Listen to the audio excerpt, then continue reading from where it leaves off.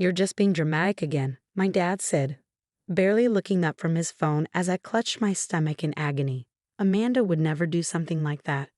My name is Sophie, and at 16, I was learning the hard way that having proof doesn't matter when nobody wants to see it. The burning in my throat had started minutes after eating the smoothie Amanda, my stepsister, had kindly made for me. "But Dad, something's wrong," I gasped, doubling over at our kitchen counter. "It tastes like chemicals." "Oh please," Amanda cut in, her perfect ponytail swinging as she rolled her eyes. "I made it with the same ingredients I always use. You're just trying to get attention, as usual." The burning was spreading now, moving from my throat to my chest. Black spots danced at the edges of my vision. Amanda watched me with an expression I'd seen too many times before, a mixture of satisfaction and carefully crafted concern. Ever since my dad married her mom Lisa 3 years ago, Amanda had been the perfect daughter. Straight A's, cheerleading captain, volunteer work at the local animal shelter. Nobody saw what happened when the adults weren't looking. Nobody wanted to believe that their golden girl could have a darker side. "Dad," I tried again, my voice barely a whisper now. "Please." "Sophie, enough," Lisa snapped, walking into the kitchen.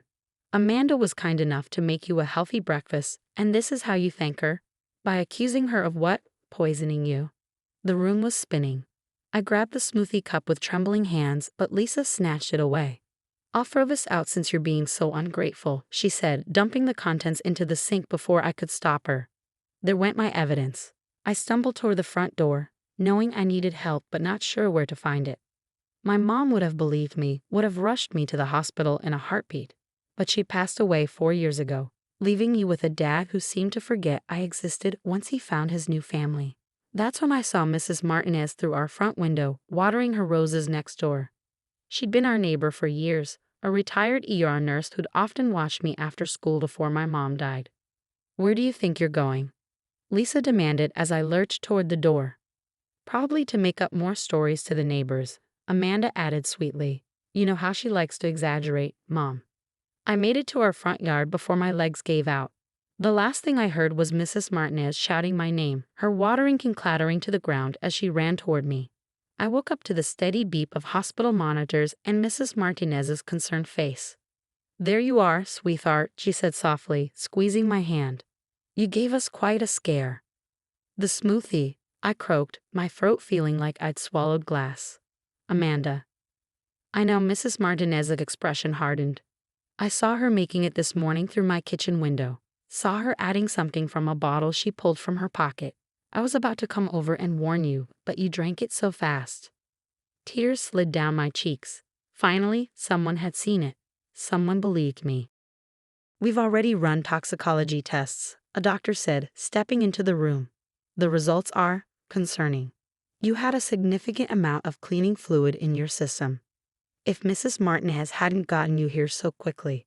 He was interrupted by my dad bursting into the room, Lisa and Amanda right behind him. "Sophie, baby, are you okay?"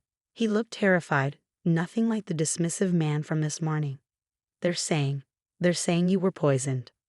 "Oh, that's ridiculous," Lisa cut in smoothly. "It was probably just food poisoning. Right, Amanda?" But Amanda's perfect mask had finally cracked. She stood frozen in the doorway, staring at Mrs. Martinez with undisguised fear. "Actually," Mrs. Martinez said, her voice steel-wrapped in silk, "I have video footage from my security camera showing exactly what Amanda put in that smoothie. Would you like to see it, or should I show the police first?" The color drained from Amanda's face. Lisa started sputtering excuses. My dad just stood there, looking lost, finally forced to see what had been happening under his own roof. I closed my eyes, exhausted but relieved. The truth was finally coming out, thanks to one person who cared enough to pay attention. Mrs. Martinez squeezed my hand again, and I knew this was just the beginning of a long overdue reckoning. The hospital room became a battleground of denials and accusations. Lisa was in full damage control mode, her perfectly manicured hands gesturing wildly as she tried to explain away the inexplicable. "It must have been an accident," she insisted, pacing the small room. "Amanda would never intentionally." "I have 3 months of footage," Mrs. Martinez interrupted calmly, holding up her phone. 3 months of Amanda adding things to Sophie's food when no one was watching. I started recording after I noticed Sophie getting mysteriously ill every few weeks. My dad collapsed into the chair by my bed, his face ashen. 3 months, he whispered. But why didn't you say something sooner? Mrs. Martinez's eyes flashed. I tried. Remember when I came over to discuss Sophie's frequent stomach aches? You said she was just stressed about school. When I suggested taking her to a doctor, Lisa here said I was overstepping. I remembered that day. Lisa had practically pushed Mrs. Martinez out the door, then lectured me about not sharing family problems with neighbors. Amanda hadn't moved from the doorway, her usual confidence shattered. I just wanted. Just wanted what? The new voice belonged to Detective Sarah Mills, who stepped into the room with quiet authority. To hurt your stepsister. To see how much you could get away with. The next hour was a blur of police statements and medical examinations. The toxicology report revealed not just today's cleaning fluid, but traces of other substances from previous incidents, small amounts of bleach, soap, even plant fertilizer. Each revelation hit my dad like a physical blow. We'll need to take Amanda down to the station, Detective Mills said finally. Mr. Peterson, as she's a minor, you or her mother will need to accompany her. Lisa immediately jumped in. This is absurd. We're not going anywhere until we speak to our lawyer. Amanda is a straight-A student, a model citizen. A model citizen who nearly killed her stepsister, Mrs. Martinez, cut in. The camera caught her smiling, Lisa. Smiling while she poured chemicals into that smoothie. I watched as Amanda's perfect mask finally crumbled completely. Tears streaked her makeup as she looked at her mother. You said nobody would believe her, she sobbed. You said Sophie was just like her mom, always making up stories for attention. The room went deadly quiet. All eyes turned to Lisa, who had gone very still. Amanda, she said sharply, be quiet.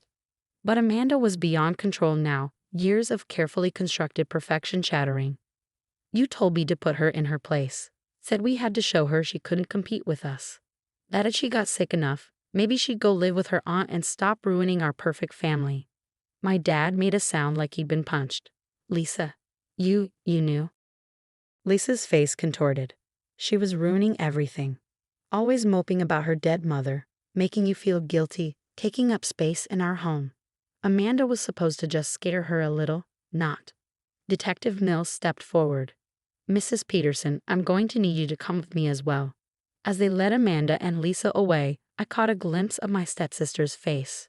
For the first time, I saw her clearly, not the perfect daughter she pretended to be, but a girl so desperate for her mother's approval that she'd do anything, even poison her stepsister. My dad stayed behind, looking older than I'd ever seen him. Sophie, he started, his voice breaking. I don't know how to. Don't, I said, turning away from him. Just don't. Mrs. Martinez, who hadn't left my side, spoke up. I think Sophie needs rest now. And you, Mr. Peterson, need to do some serious thinking about how you let things get this far. As my dad shuffled out, Detective Mills returned with news that would change everything. We're going to need to search your house, she told my dad. Based on Amanda's statement, there may be evidence of previous attempts. I closed my eyes, exhausted but oddly peaceful. The truth was finally out, though I knew this was just the beginning of a much longer story. Mrs. Martinez adjusted my blanket, her presence more comforting than my own family had been in years. Get some sleep, sweetheart, she said softly. Tomorrow's going to be a new day. She was right, tomorrow would be different. The perfect facade of our blended family had cracked wide open, revealing the poison that had been lurking beneath the surface all along.